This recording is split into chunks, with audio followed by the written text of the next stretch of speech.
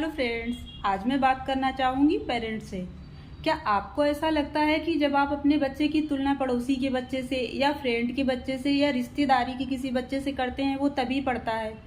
अक्सर माँ बाप को ऐसा लगता है, लेकिन ये गलत है। ऐसा नहीं होता है। आपके बच्चे को अगर पढ़ना होगा तो वो वैसे भी पढ़ेगा, और नहीं पढ़ना होगा तो आप किसी से भी तुलना कर ले, वो नहीं पढ़ेगा। उसके कई साइड इफ़ेक्ट होते हैं जब आप तुलना करते हैं।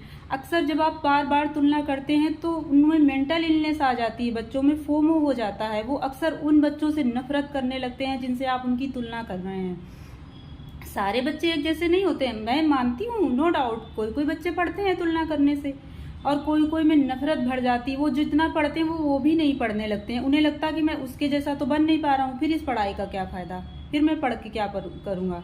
मैं तो कोई अवार्ड ला नहीं पा रहा हूँ जैसे वो लाते हैं अवार्ड, जिनकी पापा तुलना करते हैं। तो वो उनके 24 घंटे उनके दिमाग में बस वही नाम गूंजता, वो उनके जैसी बनने की कोशिश करते। लेकिन सबकी क्षमता अलग अलग होती है।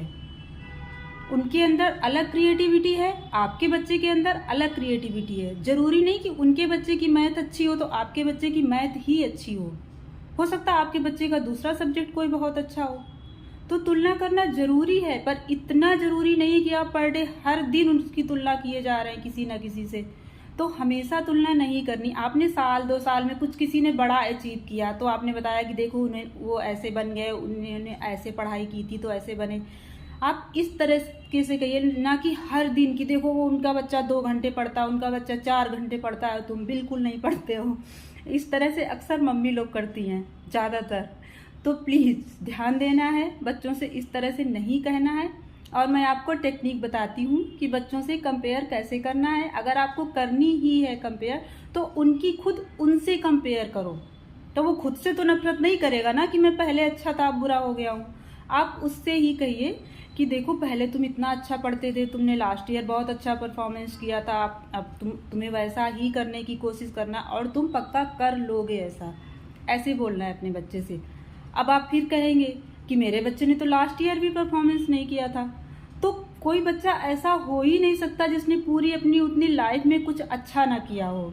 तो आप उसे वो याद दिलाइए। अब आप कहें कि वो भी नहीं किया है तो आप उससे कहिए कि जब तुम छोटे थे तो तुम बहुत पढ़ते थे, मैं तो मना करता था या मना करती थी तब भी तुम पढ़ते थे। तुम्हें ये बनना था, तुम्हें पायलट बनना था, तुम्हें डॉक्टर, तुम्हें जो भी हो, तुम्हें ये बनना था, और तुम ये कहते थे कि मुझे ये बनना है।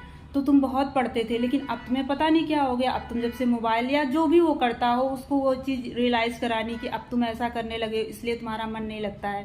तो इस तरह से हम अपने बच्चे को ठीक कर सकते हैं और उसे फोमो से बचा